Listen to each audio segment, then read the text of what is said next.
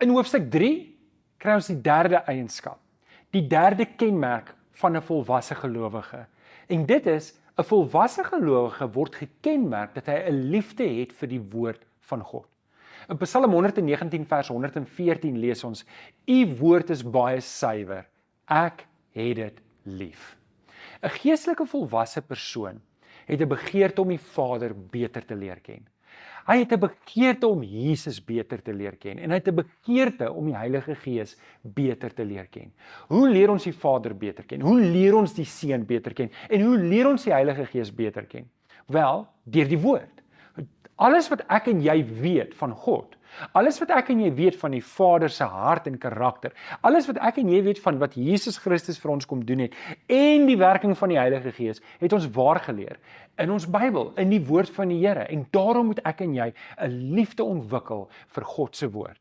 Paulus sê in 2 Timoteus 3 vers 16, die hele skrif is deur God geïnspireer en het groot waarde om in die waarheid te onderrig, dwaling te bestry, verkeerdhede reg te stel en 'n regte lewenswyse te kweek. Sodat die man, natuurlik die vrou ook, wat in diens van God staan, volkome voorberei en toegerus sal wees vir elke goeie werk.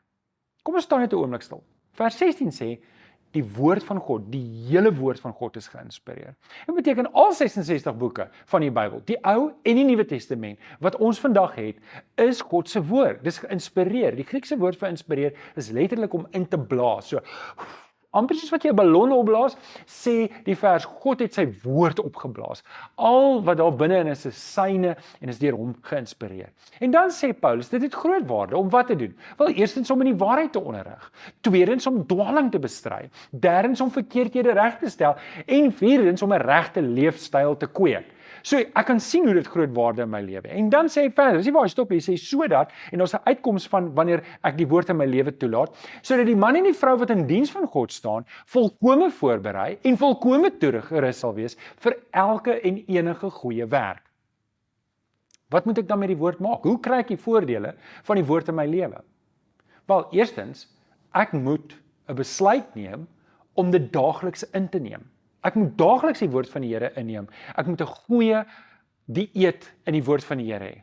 Maar ek moet dit nie net inneem nie, ek moet dit ook uitleef. Ek moet dit wat ek leer in die woord van die Here, moet ek uitleef. En dan derdens, ek moet dit nie net uitleef nie, ek moet ook myself bekwaam om ander te leer dit wat in die skrif staan.